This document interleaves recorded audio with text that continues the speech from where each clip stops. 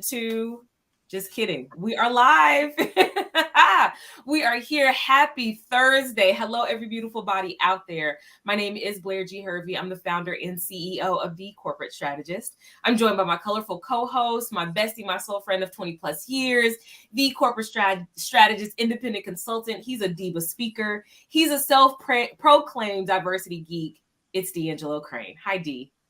Well, hello, Carrie, to my Samantha. I'm not really Samantha anymore, but needless to say, I'm the older one of the group. It's always exciting to come here and spread a little love, light, and laughter on the Black Diva Collective live stage. And I'm really excited, but you know why I'm excited today? Tell me. Because today is the new season of Just Like That, the offshoot of Sex and the City. And, last year, they really have thought about the diversity and really implemented a lot of fantastic stars on the show, including Sarah Ramirez, Karen Pittman, Sarita Chaudhry, and Nicole Ari Parker, who are some of the new talent that is on the show and showcasing their fantastic stories. So please lean into the show. If you haven't watched it, I would definitely get into it because it's such a great show to watch. So that's coming out today. So I'm super excited that it's the first episodes today of the new season. Well, thank you for the reminder. Hopefully we are sharing the credentials for whatever platform it will be showing on, since, I don't like to pay for my own streaming. But thank you again. And of course, everyone, a big, big welcome goes to our special guest, Paul Brown. Say hello, Paul. We're excited to have you. Hello, and you don't have to adjust your set. I really am this translucent, pale colored skin, but I'm grateful to be here. Thank you for having me. Excellent. We're not even going to count how many white people we've had on this stage, but just let you know that you are one of few. And right. We're glad to have you. Like I said to you before we got started, I know you joined us for 2028 Canceled. I think that was one of our highest viewed shows. I think over 300 people that particular week. But you don't mind being challenged. You don't mind creating space and sharing space. So I appreciate you being here. And for folks, I was about to get into your intro. But before we do that, D'Angelo, please bless us with our little sunny segment before we get started. You betcha. Blair Hervey, we do this every day here on the Black Diva Collective. And what we do is we do what we call the art of the check-in. And why do we do that? Because if you want to build empathy, vulnerability, and trust on your teams, we're asking leaders to do that with their employees and colleagues, just to dig a little deeper, get to know what's happening in your employees' lives. And hopefully, like I said, you're building lifelong relationships with them. And so the way we do that, Paul, here is we ask the question, how's your heart? How's your soul? How's your mind? How are you feeling today? Yeah, thank you. I would say I'm feeling pretty great today. This is my third talk this week about these exact topics, and that always jazzes me up and fills my tank. Just last night, I was visiting with one of your former hosts or former guests, Marcus Carter, and that always fills my tank. Yes. Look, and you remember Marcus. He is full of life and energy, knowledge, education, and love. I love it. Excellent. We love it. Blair, how's your heart, your mind, your soul, and your hair today? Well, my hair is, it's doing what it's doing. I love this hair. So it's great. I am doing great overall. I got some great news this morning. I made it to the second round for Business Impact Northwest pitch competition. So I'm excited about that. I met with a startup attorney this morning who gave me some great advice about my company for her, which is a luxurious feminine care kit designed for the everyday woman who wants to feel special during her special time of the month. So I'm really excited to get that idea off the ground. So I'm feeling really good today. Child, what are you not doing? I feel like you're launching you got a book, you got a kid. I mean, you are the entrepreneur of entrepreneurs of entrepreneurs. I love it. We need people to invest. If you're an investor, invest in Blair Hervey and the Corporate Strategist. Thank you very much. Thank you, D. Blair, I saw you pitch that for her at Pitch Black, and you were straight fire on that stage. It was a treat. Thank you. All of this fire and stardom is definitely going to translate into millions and billions one day. But right now, we just make an impact and we're doing what we've been called to do. So, but thank you. Let me tell y'all why I'm waving. Because as the best friend, when she says millions and billions, that means I see dollars rolling in for me too. Just to be the sidekick. I mean, I probably would still work for the company, but even if I'm just the sidekick, 20 years of friendship, you earned it. it's like a marriage. When you divorce, you're like, when I get alimony, 20 years of friendship, I get friendship alimony even when we're still together. See what I'm talking about, y'all? It's rolling in. Lord have mercy. Well, I mean, I should ask you, but I think you are radiating great energy. But how's your head? How's your heart? How's your soul today, D? All is well with me today, Blair. All is well with me. I'm getting ready for Pride weekend, so it's exciting. Which I think tomorrow we're off. I don't know if we're supposed to tell people that, but I think we're off tomorrow. But look, you should look at the calendar. We'll look at it later. We'll let you all know. We catch a replay of our show if we are off tomorrow. But I think tomorrow we're taking the day off, so we can have much needed rest.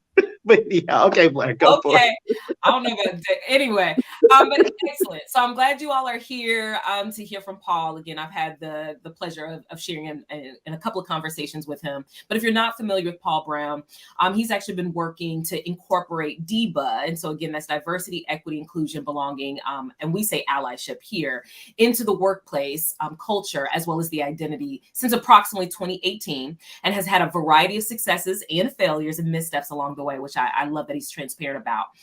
He says after 17 years at Intel, he left to run Cinder. And Cinder is a Hillsborough-based tech staffing and recruiting agency. In his 10 years at Cinder, Paul has led the effort to build the company into a regional resource for workforce development, diversifying workplaces, and worker retention. And in the past 5 years, Paul has helped bring the National Circles anti-poverty model to the Portland metro region, which I'd love to hear a little bit more about, and has also co-founded the Portland Equity, Diversity, and Inclusion Community of Practice, both efforts led by people of color. So again, welcome, Paul. Thank you for being here. Great to be here. Yeah, so I shared a little bit about your background based on, your bio and some information that we received, but we always love to hear from your words and your position. Tell us a little bit more about, what said, I need to get into this work back in 2018. What was that pivotal moment for you? Certainly meeting Marcus helped. You can't be friends with Marcus and not be directed in this work. But right. For me, at that point, I'd been at Cinder for about 5 years. Mm-hmm. And, at that time I was a well-meaning white person who was, trying to just figure out creative ways to make the numbers get better. Mm. And I found that even when we were successful in placing folks of color into positions that previously they hadn't been in, they were still getting very poor treatment once they were there. And I found multiple firsthand stories about people who, we felt really good about. We were actually changing the makeup of the workplace, and then they would get into these jobs and still find that they were excluded from the different activities that white folks were getting included in, or passed over for promotions, or in any other way, microaggressions. All these things were showing up in the workplace, and so that was, I as you mentioned, I worked at Intel for a while, and so I view this work a little bit from an engineering perspective. And so anytime there's a bug in the system, I try to figure out what's going on here? Why is it really playing out this way? And that really led us on the journey to say we have to also be working on culture change, and that's culture change internally, per person, internally at the company level, and then also working with our clients to make sure that we're flagging stuff when it's coming up, and we're not just kind of letting white folks off the hook, frankly, including ourselves. That's right. I love that. Thank you for sharing that, Paul. Well, Dee, let's get right into the conversation. What are we here for? Well, I want to also say I love working with Cinder. I've been on some of your panel discussions. Always, the staff there is fantastic, and sharing and spending time with them. All right. We don't need white allies to help people of color eradicate racism. Instead, white people need people of color to be their allies in this fight. Reverend Timothy E. Tyler. And so really it speaks for itself, right? That white people should be leading the movement of something that they really caused when you think about racism, and continue in some cases to uphold racism in America. And how do we change that?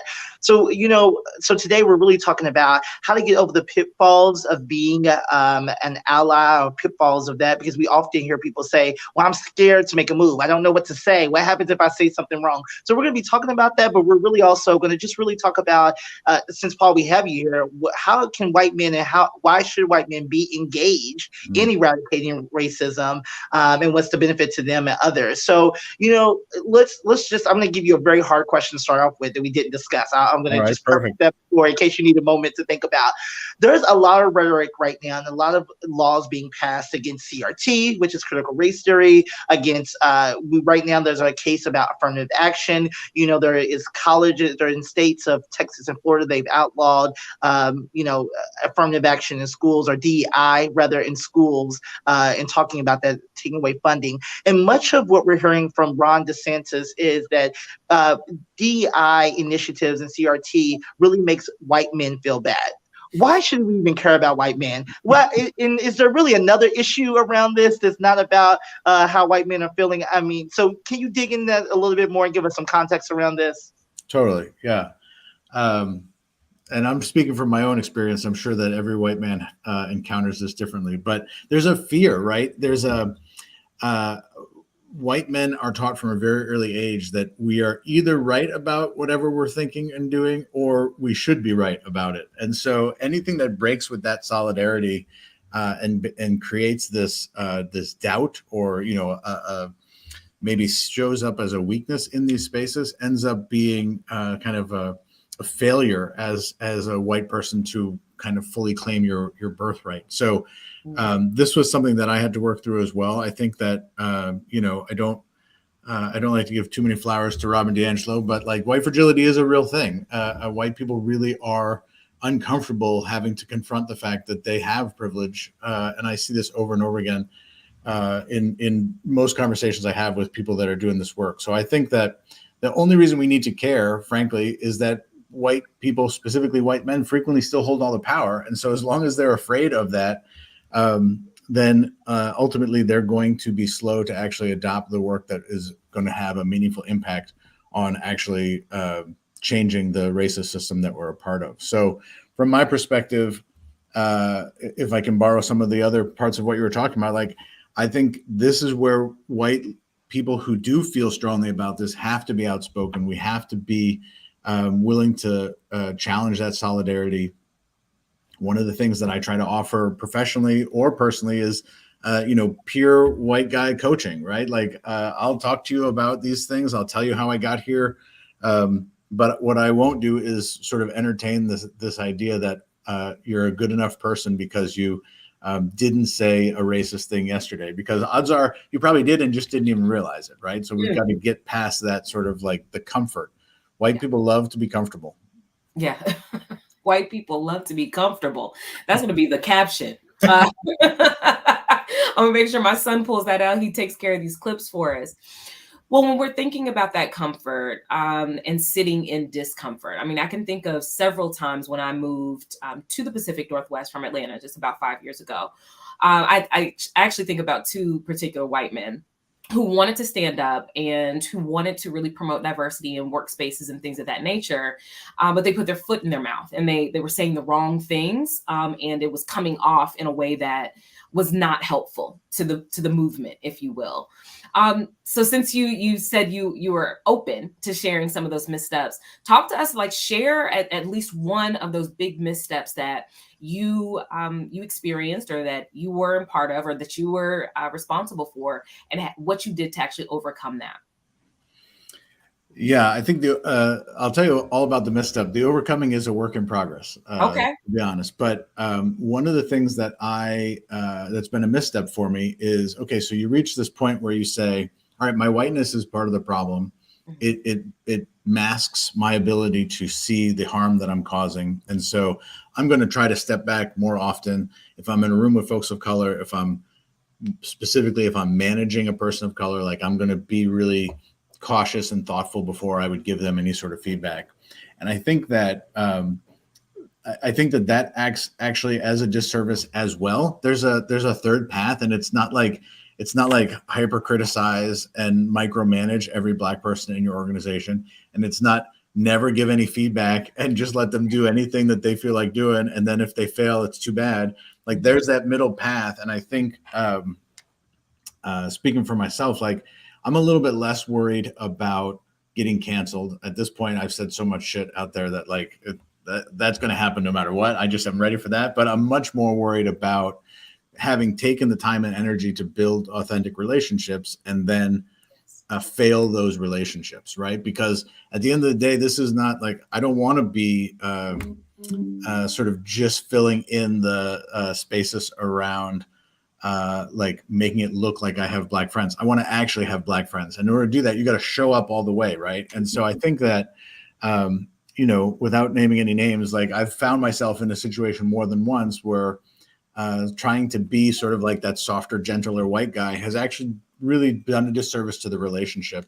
And so I think a big part of that, at least where I'm getting to in trying to make sure that that's not a thing that happens too often, is really doing a better job at the outset of clarifying, like, here's where I think I can meet you in terms of offering that kind of authentic feedback. Here's how I think we need to work together in order to achieve our common goals. And let's figure out now what we're going to do if we miss those, right? And if we say that like, these are the metrics of success and we agree to those at the outset, then if we're not hitting those, we're going to have to be honest with each other about the fact that we didn't hit those. And in transparency, I have not always been consistent about how I do that. That's fair. I really love this idea of deciding whether we're talking about allyship or just, you know, leadership. But I love this idea of setting those terms up front and saying, this is what happens if we don't, not as a consequence, but as, you know, a precautionary way to pivot and work together. I think that that's very smart. So thank you for sharing that. So I'm glad Blair is asking. I'm asking some broader questions. So feel free to be like, D'Angelo, this is not why I'm here. Can you ask some questions at some point? Because I love it. I like to get bigger picture. You know, often some of the feedback that we get on employee engagement surveys is that that DEI initiatives are a more liberal thing, right?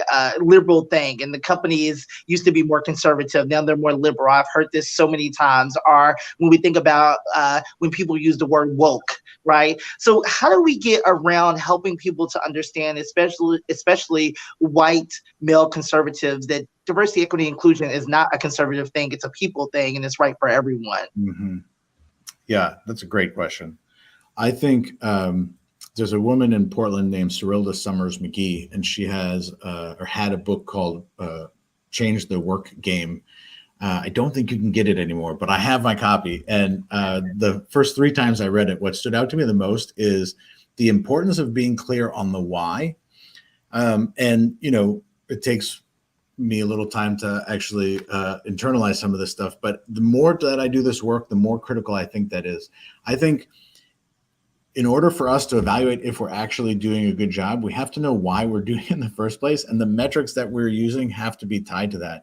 And if we get caught up, and it happens, right? If we get caught up on whether woke is a bad word or if we're being too liberal as a company, like that, it makes it almost a political battle. And then it becomes like, whose team t-shirt are you wearing, as opposed to like, how are we actually treating these human beings that we're trying to work together with, you know? And ultimately as a company, if you're a for-profit, you're trying to make money with the labor of these folks, right? You have to, I have to, and I think we all can be challenged to like find that space where we want to build a workplace where people want to be and where they're happy to be and where they feel fully validated and can grow as humans, right? Regardless of their identity. And then once you set that as like, that's our bar, and then you find out that through those employee surveys, there are groups of people that are not getting those opportunities.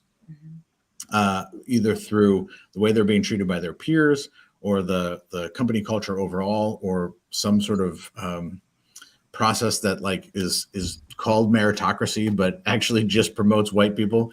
Like once you actually identify the data that shows that, then that's where you say, okay, that is conflicting with our why. That's conflicting with this idea that we're trying to build this inclusive place where everybody can feel good. And so hopefully in those sorts of situations, you move away from the the buzzwords in the language. You brought up DeSantis earlier, and like, I don't want to give that guy any more time than we have to, but he's very effective at controlling the narrative right now, and the fact of the matter is, he's sort of villainizing whole groups of people as a way to seem like he's the hero who's coming in to save the day. And at the end of the day, what we really see when the outcome of that is significant portions of the population are being treated quite poorly, even outside of his state, because he's sort of giving space for that, right? And so to me, like the spirit of the workplace and what the power of like workplace culture is to lift people up and actually make them feel like they matter and that they're having a positive impact.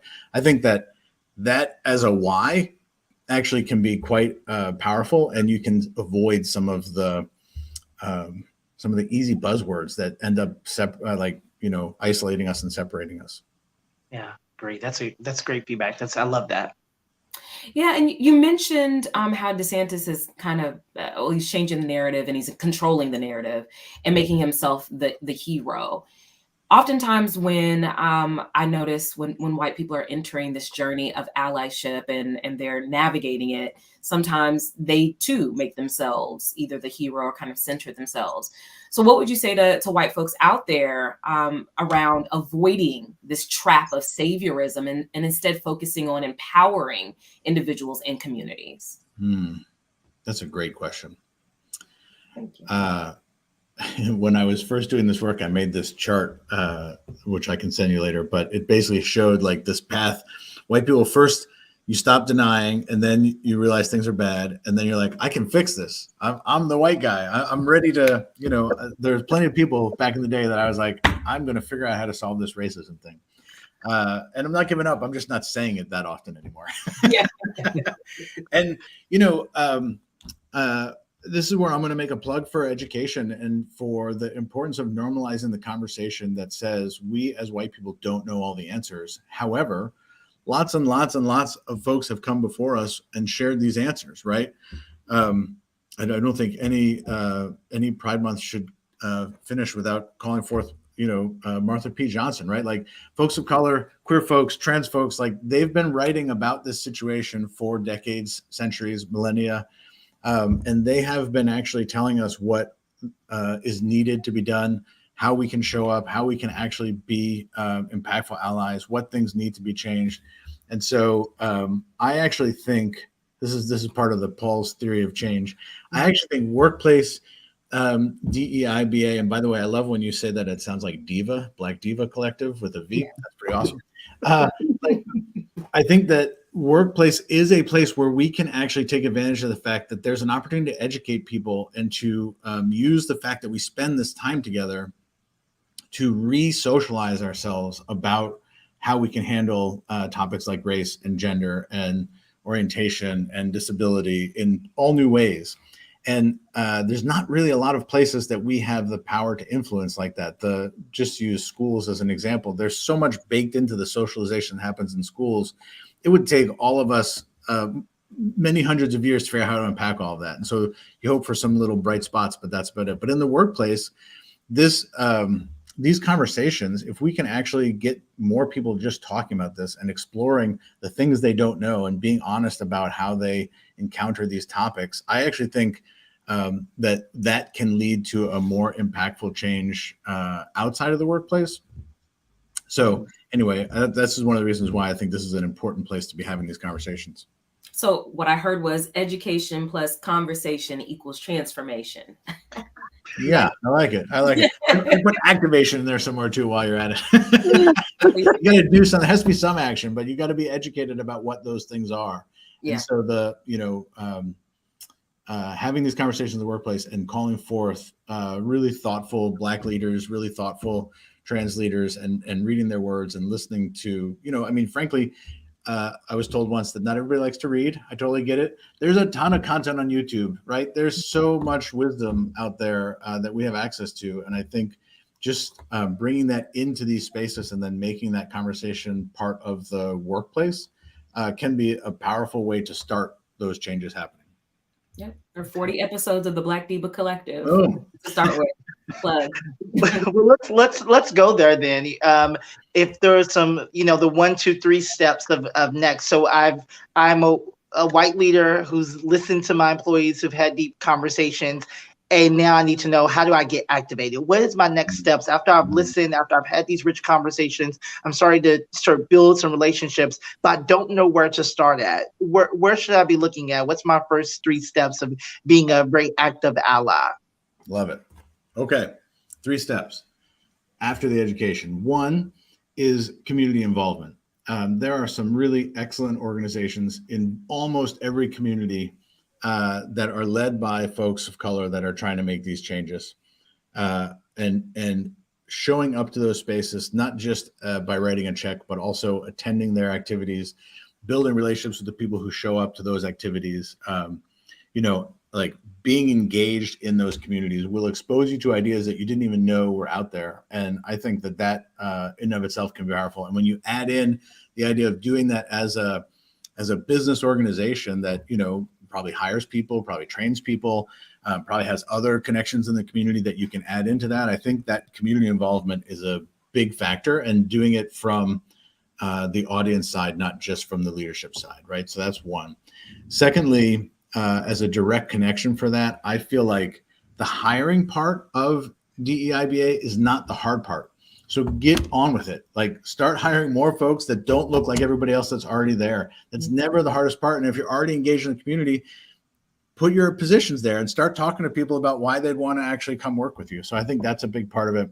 And then the third thing, this is also fits into my pitfall. So one more pitfall is like, as workplace cultures, especially, again, I'm in the for-profit space. So as a for-profit culture, it is so easy to fall back into hierarchical leadership models.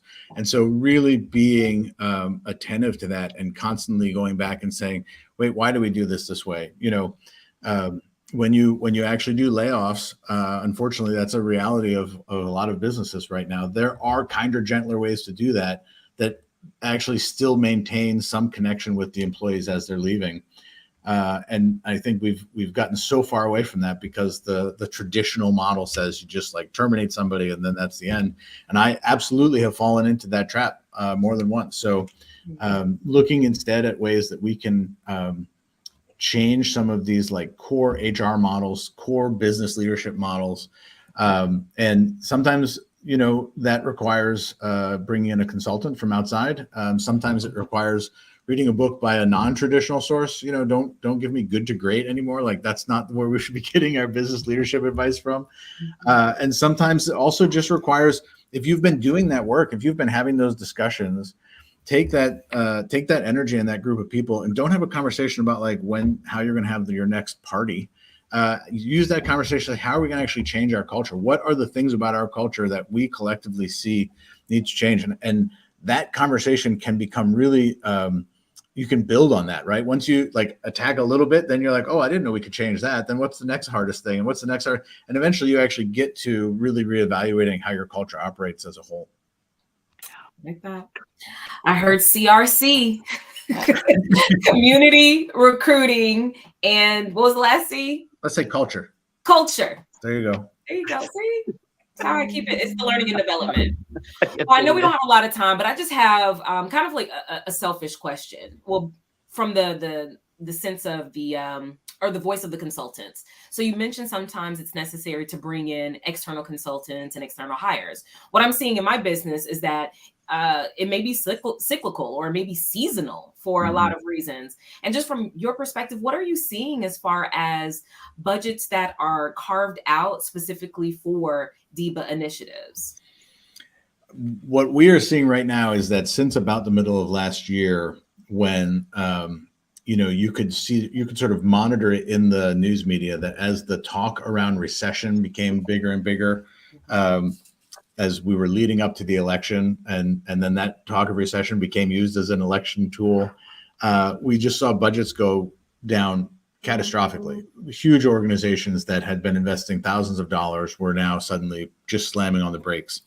And this year, what's been fascinating is there's like I'd call it almost recession hangover, right? Everyone's like still waiting to see how bad it's going to get. And they're viewing, in my experience, what we're seeing is that these companies are viewing their DEIBA budgets as optional, and that they just don't want to take that leap, right? So there's a few companies that, during the 2020, 2021 hiring rush brought in directors of DEI or DEIBA, and some of those people have lost their jobs since.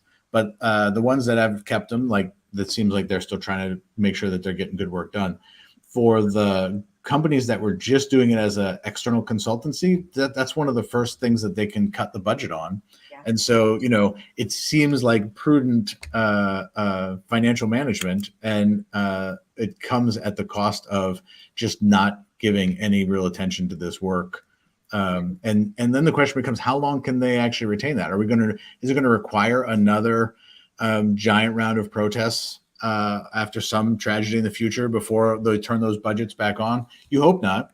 But I think, starting now, we're going to see so much attention put into this next election that it's actually going to be hard to imagine that there's any other path other than some other major round of protests that are going to turn those budgets back on. Well, and I would say to you, I've been seeing that as well. And I think that organizations, they often want to go to those culture teams, those engagement teams to cut there in the HR department. And those are the teams that you need when organizations are going through transformation, right? When you're laying off employees, how do you keep belonging, engagement high within the company? You need those people to be working on that. So the budget that you should never cut from is your HR, your inclusion, diversity, or belonging, our engagement budget. Because like I said, those are the people who are helping keep the culture of the company afloat during tumultuous times. So it's hopefully that will turn back around. Agreed. Well said. Yeah. Thank you. Thanks for your knowledge, Paul. We really appreciate it as always. We're right about it time. But D'Angelo, do you have a shout out for us? Sure. Today's shout out is to DC Marshall. DC is a 2022 LinkedIn top voice. She's also the CEO of Diverse and Engage LLC, which is a leadership development and diversity consulting practice who supports some of America's favorite brands. We were just talking about this. She's also the co-host of the Brown Table Talk podcast, and she's on the advisory chair of the BOW Collective, the Black Owner and Women's Collective. I don't know if you're familiar with that, but please go out and follow and learn more about DC Marshall, who is our DEIBA superstar of the day. Well, I'll make sure I do that. Well, again, Paul, thank you for being here. We appreciate you. Totally. Thank you so much. I'm really glad to be here. Excellent. And we appreciate every single person that supports us every single weekday at 12 p.m. Pacific time, 3 p.m. Eastern Standard Time. If you have a topic of discussion, please send it our way. We're happy to include you in our conversations as well. And we are happy to provide you with a daily dose of D&B with D&B every single day, weekday, on the Black DEIBA Collective Live. Y'all have a great day. Bye now.